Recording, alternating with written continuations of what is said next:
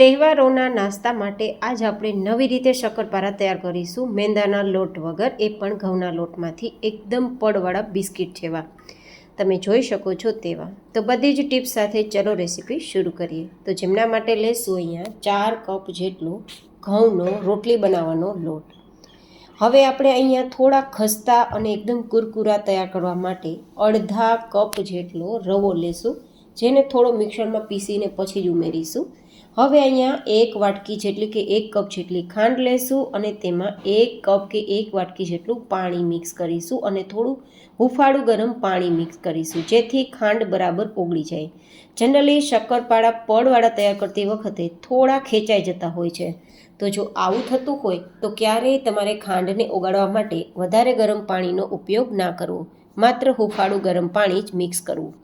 હવે ખાંડ ઓગળી ગઈ છે તો લોટમાં મોણ આપવા માટે 1/4 કપ જેટલું ઘી લેશું અને બરાબર મુઠ્ઠીમાં લોટ બંધાય ત્યાં સુધી મોણ આપીશું. જુઓ તમે, એકદમ સરસ મુઠ્ઠીમાં લોટ બંધાઈ જાય છે, મતલબ મોણ સરસ અપાઈ ગયું છે. અને હવે આ જે મીઠું પાણી છે તે બિલકુલ ઠંડુ હોવું જોઈએ, ગરમ ના હોવું જોઈએ.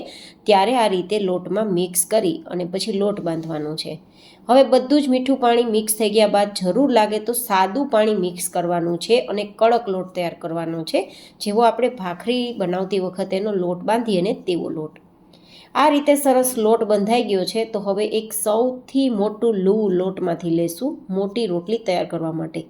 તો આ રીતે લોટને લેવલ કરી લેશું અને ભાખરીની જેવી થિકનેસ હોય તેવું જ આપણે વણી લેશું.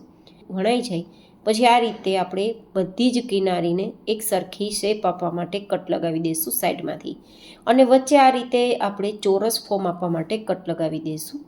તો એકદમ સરસ મજાના નાના નાના ટુકડામાં, ચોરસ ટુકડામાં ખસ્તા અને લેયર્સવાળા પડવાળા આપણા શક્કરપારા તૈયાર થાય.